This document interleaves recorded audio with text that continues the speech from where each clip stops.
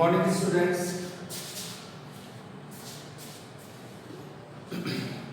Good morning students.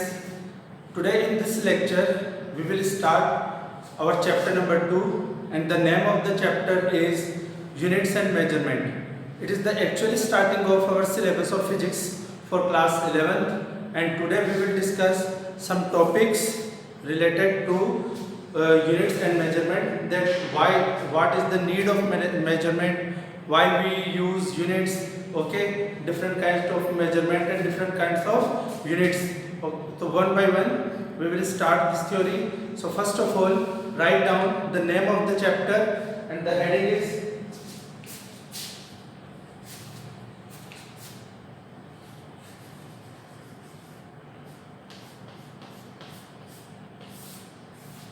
Chapter 2, Units and Measurement. Units and Measurement.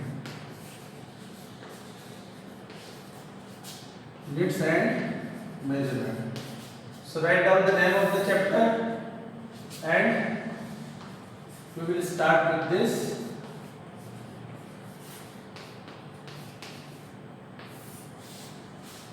Students, in last lecture we have discussed that what is physics, what is the relation of physics with other branches of science. In this chapter, the actual beginning, that before starting each and every chapter there are many physical quantities that we will use in that chapter. So first of all we should know the unit of that physical quantity and how can we measure it, because if we cannot express our knowledge in numbers or figures, then it is not useful. Because in the definition of science, what we have said, that the fact proven by observations, experimental results and numerical analysis, then that is important. Then we can say that it is an acceptable explanation in the science. Okay, so in this chapter we will start with units and measurement. So write down first of all need of measurement. Write down the heading need of measurement.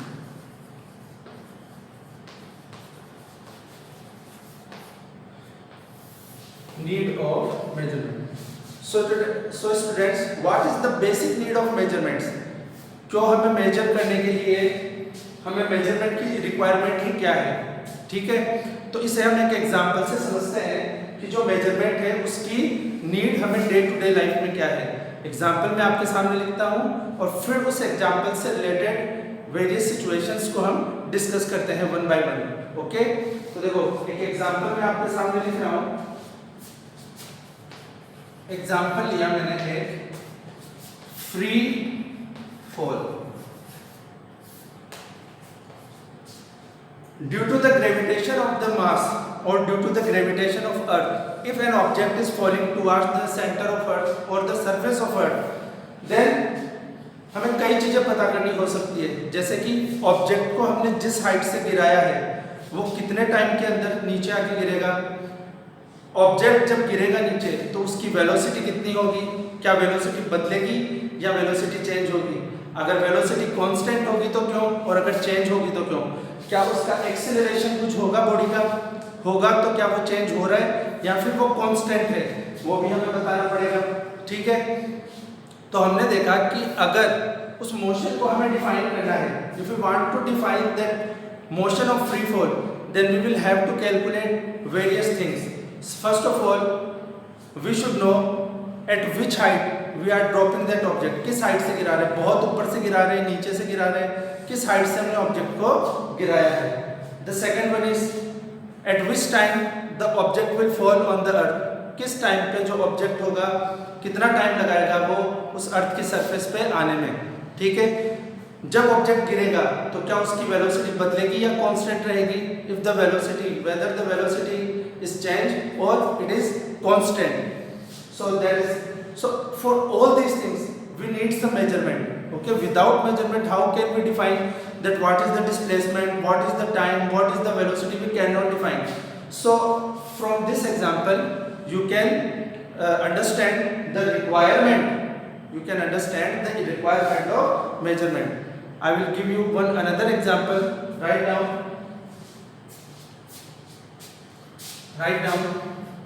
Second one is electric bulb. We are using electricities at our homes due to our various works. So electric bulb का क्या use है? हमें light की requirement है किसी भी काम को करने के लिए, तो जब ये इलेक्ट्रिक बल्ब जलेगा तो ये कुछ ना कुछ एनर्जी यूज करेगा. It will consume some energy as well as power, because उसी के अकॉर्डिंग जो है बिल आएगा हमारे पास. तो हमने देखा कि कितनी एनर्जी ये यूज करेगा, कितना करंट रिक्वायरमेंट है इलेक्ट्रिक बल्ब को ब्लो करने के लिए, कितनी इलेक्ट्रिसिटी इसके अंदर जानी चाहिए, 5 एम्पियर 10 एम्पियर, जिसके बाद में ब्लो करेगा. सेकेंड वन, कितनी एनर्जी या कितनी पावर ये यूज करेगा. और जब हम ये बता पाएंगे तब ही हम ये बता पाएंगे कि कितना बिल आएगा इसको यूज करने पे. अब अगर मेजरमेंट हमारे पास नहीं होगा, if the measurement is not available, how can you calculate the cost, how can you calculate the cost of energy and power that we have used? We can not calculate. Okay, and how much power it will use or at which operating current it will work. So for all these things we need some measurement. Another example number 3.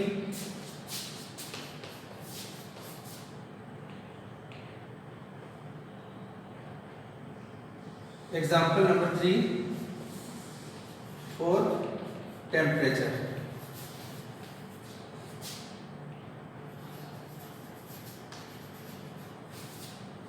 For temperature, suppose I got fever last night. Now I want to measure the temperature of my body. हम जानते हैं कि जो भी एक healthy human है उसका एक फिक्स टेम्परेचर होता है, ठीक है. अगर मुझे फीवर हुआ, suppose in the situation of fever, तो डेफिनेटली टेम्परेचर चेंज होगा और उस टेम्परेचर को मेजर करके ही मैं बता सकता हूँ कि क्या मैं ठीक हूँ या नहीं. टेम्परेचर अगर बढ़ गया है तो मैं बोलूँगा कि फीवर है और मुझे उसका इलाज करवाना पड़ेगा.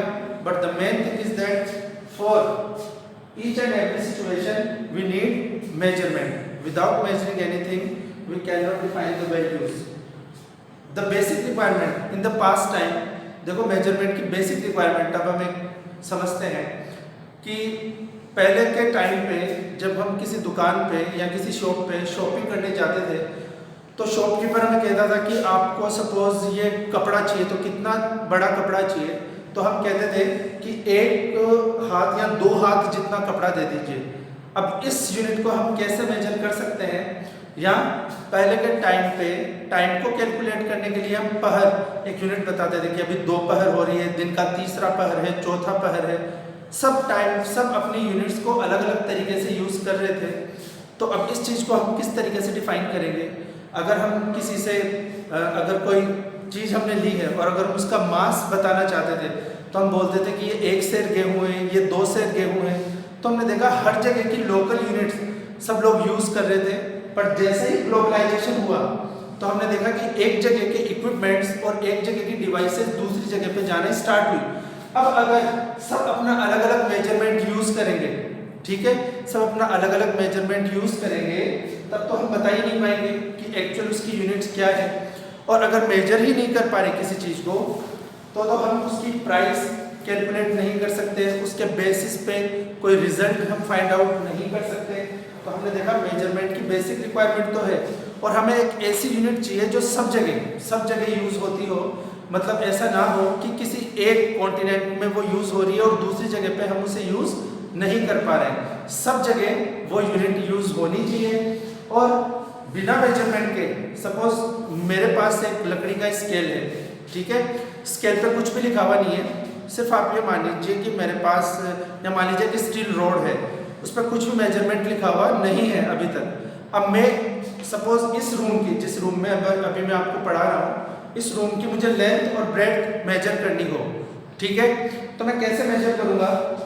इस तरीके से मेजर करूँगा कि उस रोड को एक बार उठा के रखूँगा, फिर दोबारा उठा के उसको रखूँगा, फिर तीसरी बार उठा के रखूँगा, हर बार मैं देखूंगा कि अगर उसकी लेंथ को मेजर करने के लिए मुझे 10 टाइम्स रोड को उठा के एक के बाद एक पोजीशन पे रखना पड़ा, तो मैं बोल दूंगा इस रूम की लेंथ है, ये जो मेरे पास रोड है इसको अगर 10 टाइम्स मैं उठा के रखता हूँ तो रूम की लेंथ आ जाती है। सपोज ब्रेड्थ के लिए, इस रूम की ब्रेड्थ के लिए मुझे स्केल को उठाया, फिर दोबारा इसको रखा, फिर तीसरी बार इसको रखा, इसका मतलब मुझे उस स्केल को उठा के अगर 5 या 6 बार रखना पड़ा तो मैं बोलूँगा इस स्केल की जो भी साइज है उसके अकॉर्डिंग मुझे 5 टाइम्स या 6 टाइम्स इसको रखना पड़ा तो उसकी ब्रेड्थ है। तो एक कंपैरिजन मेथड से मैंने मेजर कर लिया, तो मैंने देखा कि मेजरमेंट की बेसिक रिक्वायरमेंट तो यही है। ठीक है, तो ये आप बेसिक्स के अंदर ध्यान रख सकते हैं। अब हम अगला टॉपिक डिस्कस करते हैं। ठीक है, तो एक चीज जो सबसे इंपॉर्टेंट है, if we express our knowledge, if we express our knowledge in form of numbers, then it is useful। ठीक है, हमारा कोई भी नॉलेज है अगर उसे नंबर्स के फॉर्म में या फिगर्स के फॉर्म में अगर हम रिप्रेजेंट कर पाए तभी वो हमारे लिए एक यूजफुल इंफॉर्मेशन होती है। तो ये हमारी बेसिक नीड है मेजरमेंट की। उतार सकते हैं आप पॉज करके, फिर मैं मिटा के नेक्स्ट टॉपिक बताता हूं। पॉज करके उतार दीजिएगा, मिटा रहा हूं। The next thing is that what is a physical quantity? The next thing is that what is a physical quantity?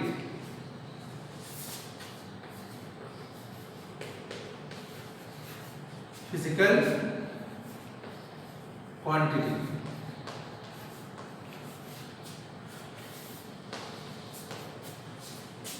In terms of physics, any quantity which is measurable, कोई भी ऐसी क्वांटिटी जिसको हम मेजर कर सकें, that is called physical quantities।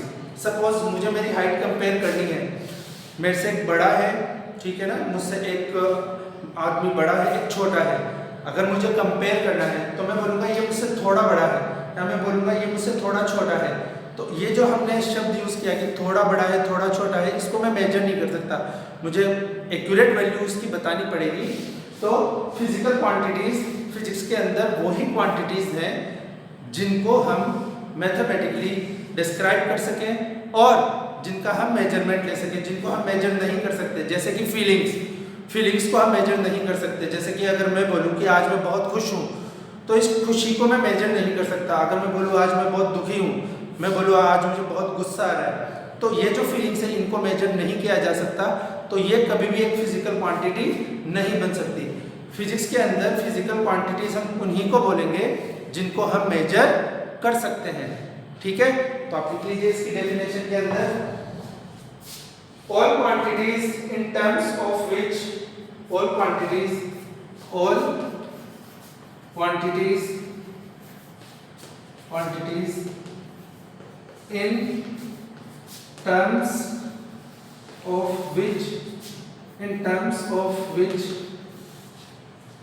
in terms of which laws of physics are described, in which laws of physics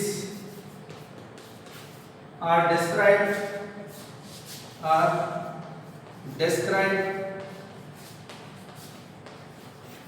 laws of physics are described and whose measurement is possible,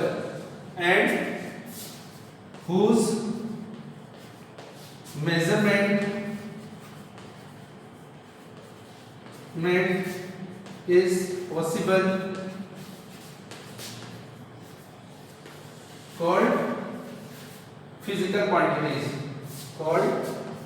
physical quantities,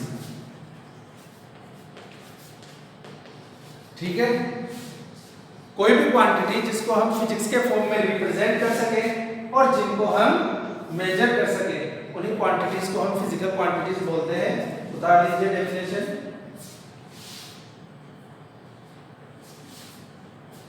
ठीक है, तो basically बच्चों जो भी मास है किसी object का major हम कर सकते हैं, लेंथ को मेजर कर सकते हैं, टाइम को मेजर कर सकते हैं, करंट को मेजर कर सकते हैं, टेम्परेचर को मेजर कर सकते हैं। जिन भी क्वांटिटीज को मेजर किया जा सकता है उन सब क्वांटिटीज को हम फिजिकल क्वांटिटीज बोलते हैं। मैंने आपको जैसे बताया कि फीलिंग्स को हम एक्सप्लेन नहीं कर सकते, फिजिक्स में एक्सप्रेस नहीं कर सकते, उनके लिए कोई कंपैरिजन मेथड हमारे पास अवेलेबल नहीं है, तो वो फिजिकल क्वांटिटीज नहीं बोली जाती हैं। तो ये उतार लीजिए और फिर नेक्स्ट पॉइंट और उतारिए इसके अंदर, that measurement is a process of comparison. Measurement is a process of comparison. ठीक है, मेजरमेंट जो है वो एक कंपैरिजन का प्रोसीजर है। जैसे कि मैंने आपको एक एग्जांपल दिया था कि लकड़ी का इतना बड़ा स्केल है, सपोज उस पर मार्किंग नहीं है, फिर भी आप रूम की विड्थ निकाल सकते हो, लेंथ निकाल सकते हो कि आपने उसको 10 टाइम्स उठा के रखा, तो आप बोलोगे कि इस स्केल की जो भी साइज है उसका 10 टाइम्स ये रूम की लेंथ है, 5 टाइम्स इसकी ब्रेड्थ है। तो आपको सिर्फ कंपैरिजन करने के लिए कोई ना कोई इक्विपमेंट, कोई ना कोई इंस्ट्रूमेंट की जरूरत है। ठीक है, तो हमने देखा measurement is a process of comparing. ठीक है, कंपैरिजन, बिना स्केल को कंपेयर करें मैं इस हाइट को नहीं निकाल सकता, मेरे पास अगर थर्मोमीटर नहीं है तो मैं टेम्परेचर को नहीं मेजर कर सकता। तो मेजरमेंट में कंपैरिजन करने के लिए मुझे कुछ ना कुछ इंस्ट्रूमेंट की रिक्वायरमेंट होती है। तो लिख लीजिए ये कंपैरिजन का मेथड होता है। ठीक है, फिर नेक्स्ट जो है वो आप लिख लीजिए यूनिट। यूनिट हम किसे बोलते हैं, तो मिटा देता हूं मैं।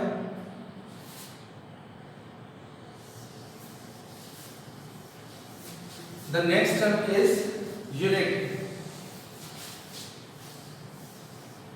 Now we will define unit. Unit. Write down the chosen standard of measurement of quantity. The chosen standard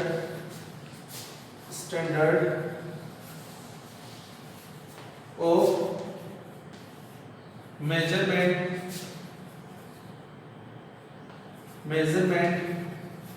of a quantity, measurement of a quantity which has same nature as that of quantity which has same nature as that of quantity as that of quantity is called unit, is called unit. ठीक है, the chosen standard of measurement. Suppose हमने length measure करने के लिए एक scale काम में लिया, अब वो मीटर स्केल है, ठीक है ना, वो स्केल सेंटीमीटर में भी हो सकता है, ठीक है, किलोमीटर के अंदर भी अगर हम स्केल बनाना चाहें तो बना सकते हैं, मिलीमीटर के अंदर भी चाहे तो हम स्केल बना सकते हैं। तो फर्स्ट है मैंने कहा the chosen standard of measurement of a quantity. क्या स्टैंडर्ड हमने उस क्वांटिटी को मेजर करने के लिए यूज किया है, ठीक है। तो सबसे पहले तो वो हमारा डिसाइड हो गया कि मीटर में हम मेजर करेंगे, मिलीमीटर में करेंगे, सेंटीमीटर में करेंगे। और देखो नेक्स्ट लाइन में क्या लिखा हुआ है, that has the same nature as that of quantity. जिसका नेचर, जिस क्वांटिटी को हम मेजर कर रहे हैं, अगर उसी के नेचर के साथ में मैच करता है तभी हम उसको मेजर कर सकते हैं। सपोज अगर मुझे लेंथ को मेजर करना है और मैं वेट को मेजर करने के लिए या मास को मेजर करने के लिए अगर कोई डिवाइस ले लूं तो क्या वो लेंथ को मेजर करेगी? नहीं। सेम नेचर होना चाहिए उस क्वांटिटी का। स्केल कोई भी हो सकता है, मिलीमीटर को हम सेंटीमीटर में कन्वर्ट कर सकते हैं, सेंटीमीटर को मीटर में कन्वर्ट कर सकते हैं। तो वो जो यूनिट है उसी के नेचर के लिए, उसी के नेचर के जैसी कोई मेजरिंग डिवाइस हमें चाहिए होती है। अलग अगर हमने कुछ ले लिया है उस यूनिट से जो हमारी फिजिकल क्वांटिटी है, जैसे कि मैं लेंथ मेजर कर रहा हूँ, मास को मेजर करने के लिए जो अपरेटस काम में आता है उससे मैं लेंथ मेजर करना चाहता हूँ, टेम्परेचर को मेजर करने वाले अपरेटस से मैं लेंथ को मेजर करना चाहता हूँ तो मैं नहीं कर सकता, तो उस क्वांटिटी के सेम ही तरीके का जो भी मेजरमेंट इंस्ट्रूमेंट है हम ये यूज कर सकते हैं। ठीक है, सेंटीमीटर, मीटर, मीटर इसके लिए आपस में एक दूसरे में कन्वर्ट हो जाते हैं, तो इनको हम यूज कर सकते हैं, पर किसी अदर नेचर का हम यूज नहीं कर सकते हैं। तो उतार लीजिए डेफिनेशन। अब देखिए फिजिकल क्वांटिटी को हम एक्सप्रेस कैसे करते हैं। Q is equal to N U. ये Q क्या है बच्चों, ये Q है फिजिकल क्वांटिटी। Q क्या है, फिजिकल क्वांटिटी। ये क्या है बच्चों, N क्या है, नंबर, और U क्या है बच्चों, उसकी यूनिट। किस तरीके से एक्सप्रेस करते हैं हम। सपोज मैं लेंथ को एक्सप्रेस कर रहा हूँ, इसका एक एग्जांपल लेते हैं।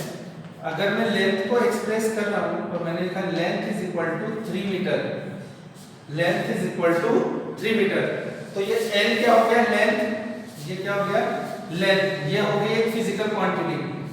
क्या हो गई, लेंथ एक फिजिकल क्वांटिटी। ये 3 क्या हुआ, ये हो गया नंबर, और ये जो मीटर है, ठीक है, ये जो मीटर है ये क्या हुआ, उसकी यूनिट। ठीक है, तो कोई भी फिजिकल क्वांटिटी को हम इस तरीके से एक्सप्रेस कर सकते हैं। Q is equal to N U, N number, U unit. बता दीजिए।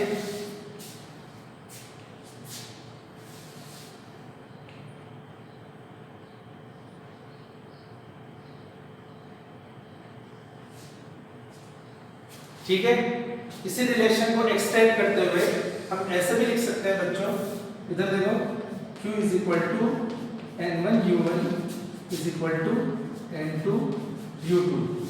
सेम फिजिकल क्वांटिटीज को, सपोज मैं मीटर को सेंटीमीटर में कन्वर्ट कर रहा हूँ, सेंटीमीटर को मिलीमीटर में, तो आगे N3 U3 भी लिख सकता हूँ। ठीक है, तो इस तरीके से भी एक्सप्रेस किया जा सकता है। अभी एग्जांपल आपको देके बताऊंगा। तो आप लिख सकते हो U1 and U2 are units of U1 and U2 are units of same quantity,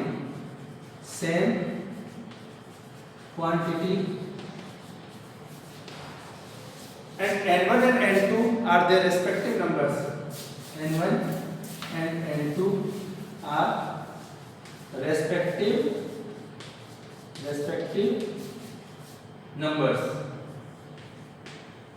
numbers. ठीक है, तो इसका एग्जांपल आप किस तरीके से दे सकते हैं। देखो इसका एग्जांपल सिंपली दिया जा सकता है। सपोज अगर मैंने लेंथ वाला एग्जांपल आपको दिया, तो इसको मैं इस तरीके से लिख सकता हूँ, length is equal to N U, N क्या हुआ, नंबर, 3 मीटर। ठीक है, अगर इस मीटर को मैं सेंटीमीटर में कन्वर्ट करूंगा तो मैं क्या लिख सकता हूँ यहाँ पे, 300 सेंटीमीटर। ठीक है, तो यहाँ से हम ये देख सकते हैं कि अगर U1 यूनिट जो है हमारी वो सेकेंड यूनिट से ग्रेटर है, जैसे कि हम जानते हैं मीटर सेंटीमीटर से बड़ा है, तो जो नंबर होगा N2 वो ग्रेटर होगा N1 से, फिर N1 छोटा हो जाएगा। तो यहाँ से एक और चीज हम लिख सकते हैं, देखो इसको देख के एक और चीज हम लिख सकते हैं। तो क्या लिखेंगे, यहाँ पे लिख सकते हैं इफ U1 यूनिट अगर बड़ी है, फर्स्ट वाली, if U1 is greater than U2 then N1 is less than N2, N1 is less than N2। और आप ये देख भी सकते हैं यूनिट ये वाली बड़ी है, सेंटीमीटर से मीटर बड़ा होता है, तो आप देखोगे नंबर ये वाला बड़ा है, N2 वाला। ठीक है, यहाँ पे आप इसको एग्जांपल को समझ सकते हो। इसको मैं बोल दूं Q, तो देखो बच्चों ये N1 U1 और ये हो गया N2 U2। ठीक है, ये N1, ये U1, N2 U2। तो अगर U1 मीटर सेंटीमीटर से बड़ा है तो इधर ये वाला नंबर बड़ा होगा। ठीक है, तो ये हमने एक एग्जांपल के थ्रू समझ लिया है। अब आगे जो नेक्स्ट है वो है, डाल लीजिए system of units. Next head डाल लीजिए system of units. System of units, तो देखो सिस्टम ऑफ यूनिट्स को हम समझते हैं। पोज करके उतार लीजिएगा, मिटा रहा हूं मैं।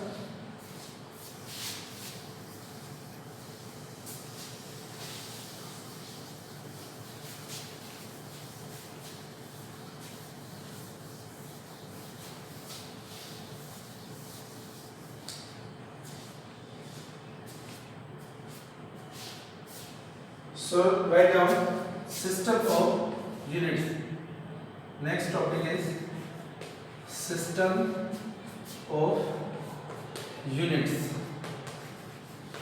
कौन कौन से सिस्टम है यूनिट्स के जो हम स्टडी कर सकते हैं और जो हमें स्टडी करने हैं। फर्स्ट सिस्टम लिख लीजिए आप एमकेएस सिस्टम। ठीक है, एमकेएस का मतलब क्या है, मीटर, किलोग्राम और सेकंड के अंदर, मास को मीटर के अंदर। ठीक है, यहाँ पे मास, ये यहाँ पे हम लिख सकते हैं लेंथ, ये हो गया मास, और लास्ट में हो गया टाइम। तो जो एमकेएस यूनिट है, ठीक है ना, उसमें मीटर के अंदर, ठीक है, इसको स्मॉल्स में लिख लीजिए आप एमकेएस। मीटर, लेंथ जो होगी वो मीटर में हम मेजर करेंगे, मास होगा उसे हम किलोग्राम में मेजर करेंगे, और जो सेकंड्स है, टाइम को सेकंड्स में मेजर करते हैं। बेसिकली जो हमारे एशिया कॉन्टिनेंट के अंदर जो भी कंट्रीज हैं वो एमकेएस सिस्टम को यूज करते हैं। Second one is CGS system.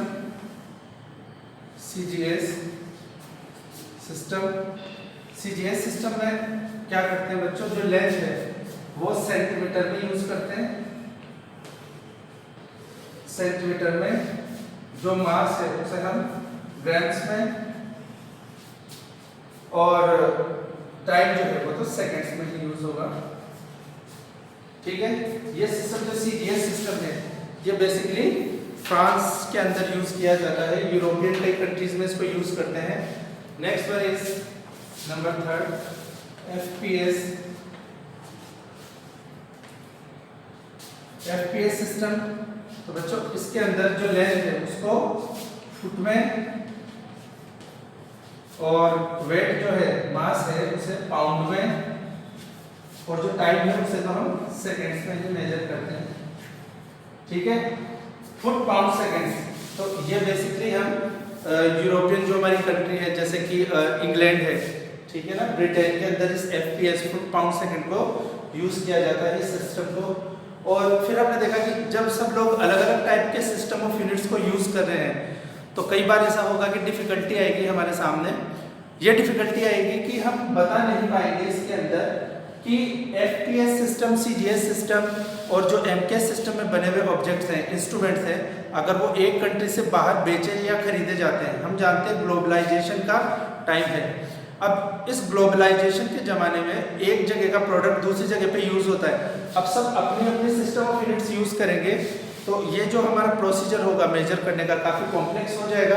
तो हमने एक स्टैंडर्ड सिस्टम ऑफ यूनिट्स बनाया मेजरमेंट करने के लिए, और फिर ये डिसाइड किया गया कि जितने भी कंट्रीज़ हैं वो सब सेम ही सिस्टम यूज़ करेगी, कोई भी अलग अलग सिस्टम यूज़ नहीं करेगा, ताकि ये यूनिफॉर्मिटी आ सके पूरे वर्ल्ड के अंदर। जो भी हम प्रोडक्ट एक से दूसरी जगह पे बेच रहे हैं उनकी मेजरमेंट करने में हमें किसी भी तरीके की कोई दिक्कत ना आए। तो हम सेम टाइप का मेजरमेंट सब जगह यूज़ करना चाहेंगे।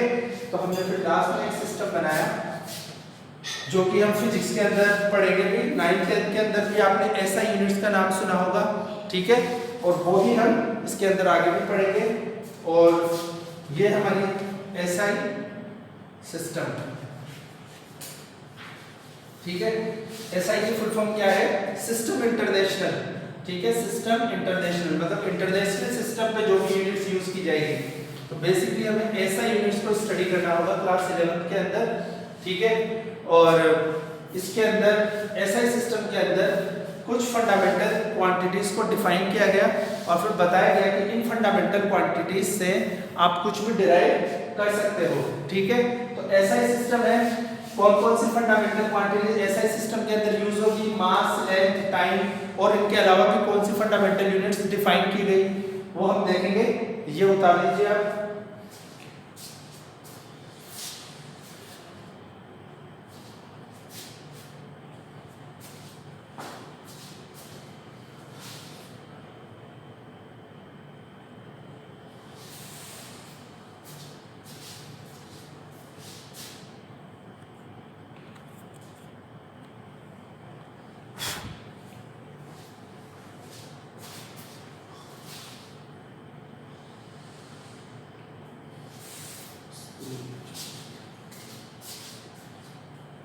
तो बेसिक हम जो है अभी लिखते हैं, इसको मिटा देते हैं।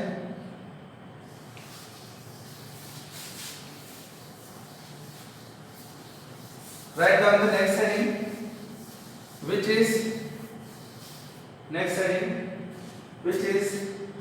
fundamental units. Okay, write down SI units. ठीक है, दो है इसके अंदर,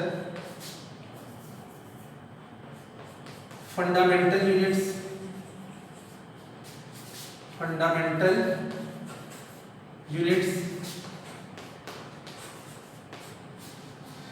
then derived units,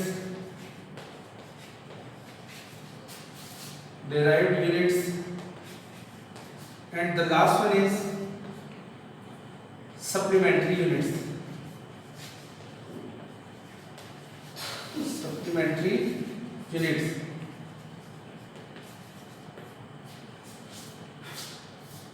So we will learn each units one by one.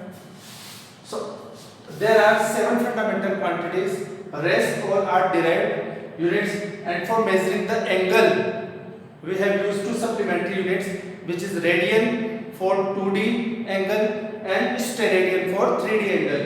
So one by one we will discuss it. So write down name of physical quantities derived and fundamental quantities.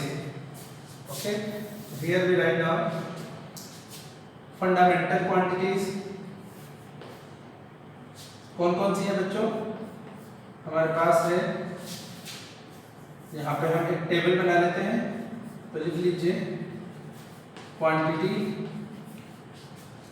Unit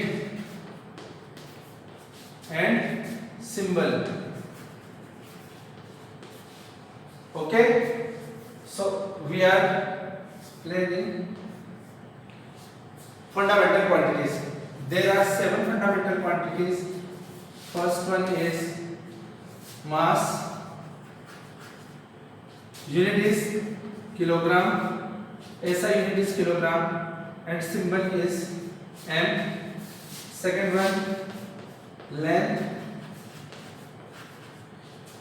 unit meter and symbol is length. Third one time, unit second and symbol is T for time. Fourth one temperature,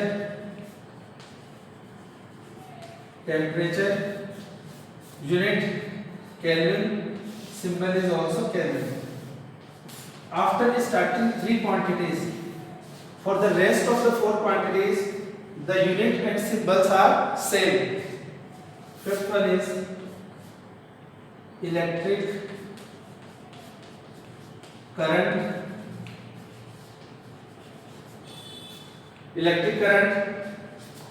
unit is ampere, symbol is also ampere.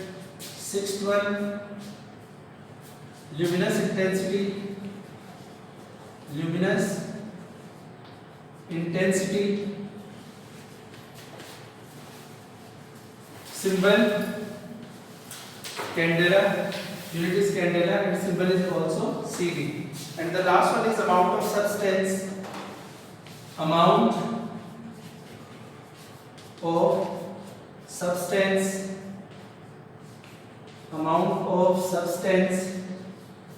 symbol is, unit is mole and you can use symbol mole. These are the 7 fundamental quantities. Rest all are the derived quantities. All the derived quantities can be derived from these 7 fundamental quantities. जो भी derived quantities है वो इन्हीं 7 fundamental quantities से मिलकर बनेगी. तो इन्हें उतार लीजिए. फिर कुछ एग्जांपल्स आपको करवाएंगे, उसके बाद में लेक्चर जो है हम एंड करेंगे.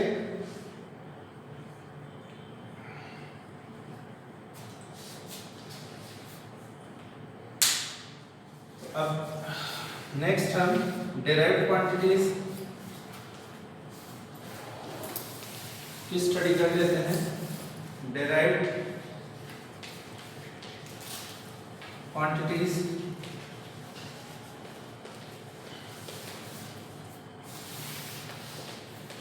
डिराइव्ड क्वांटिटीज के अंदर सपोज आपने 9th क्लास के अंदर वेलोसिटी, एक्सीलरेशन, वर्क, फोर्स, ये सब क्वांटिटीज का नाम सुना होगा, बट हम जानते हैं कि इनके लिए कोई भी यूनिट अलग से नहीं है, 7 फंडामेंटल यूनिट्स के अलावा है। इसका मतलब हम इन्हें डिराइव कर सकते हैं। ठीक है, तो कुछ एग्जांपल्स हम ले लेते हैं डिराइव के। तो हम लिख लेते हैं which are derived from fundamental quantities, derived from fundamental quantities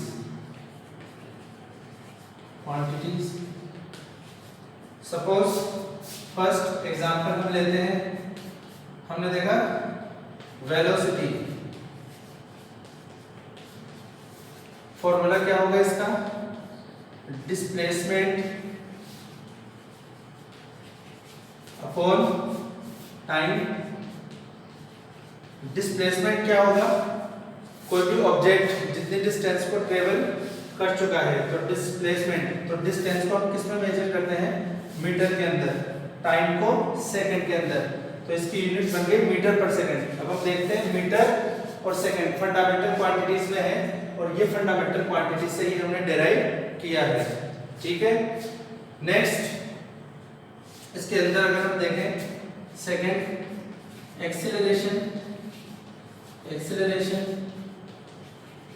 acceleration का फॉर्मूला क्या होगा, एक्सीलरेशन का फॉर्मूला चेंज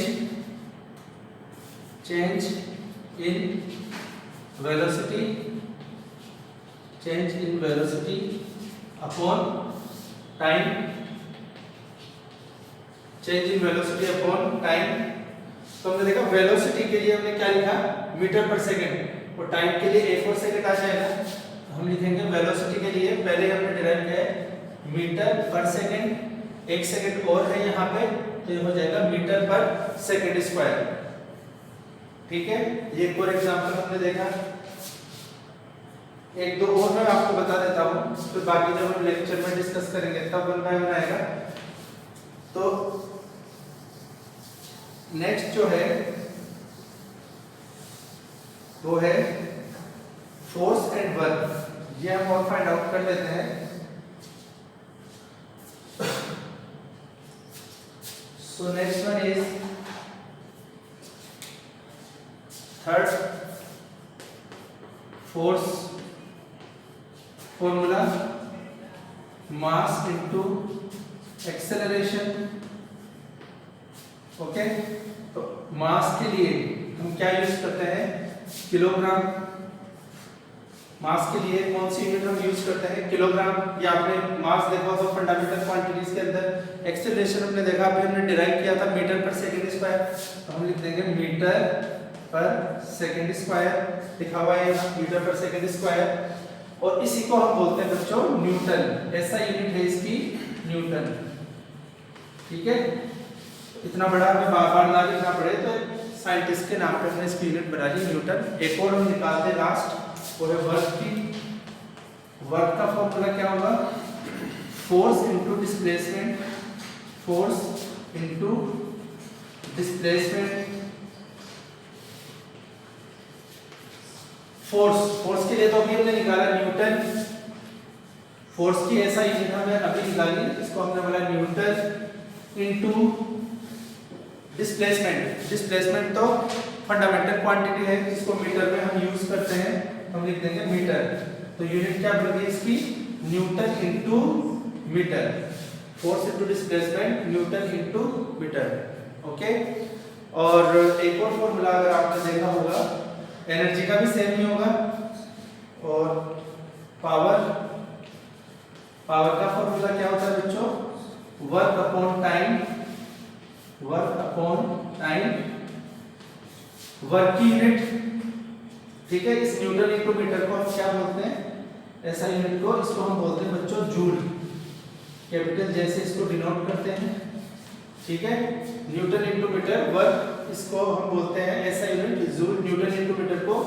तो वर्क की यूनिट हमने क्या निकाली, जूल, और वर्क अपॉन टाइम, टाइम की क्या निकाली, सेकंड। ये तो फंडामेंटल क्वांटिटीज में मिल जाएगा, ये हम ऑलरेडी डिराइव कर चुके हैं, जूल, जूल पर सेकंड। इसी को बच्चों हम बोलते हैं ऐसा यूनिट के अंदर वॉट, ठीक है। तो ये कुछ एग्जांपल्स हुए हमारे फंडामेंटल और डिराइव्ड क्वांटिटीज के। सप्लीमेंट्री क्वांटिटीज के एग्जांपल और चैप्टर की जो फर्दर स्टडी है वो हम नेक्स्ट लेक्चर में करेंगे। इस लेक्चर के लिए इतना ही। Thank you very much.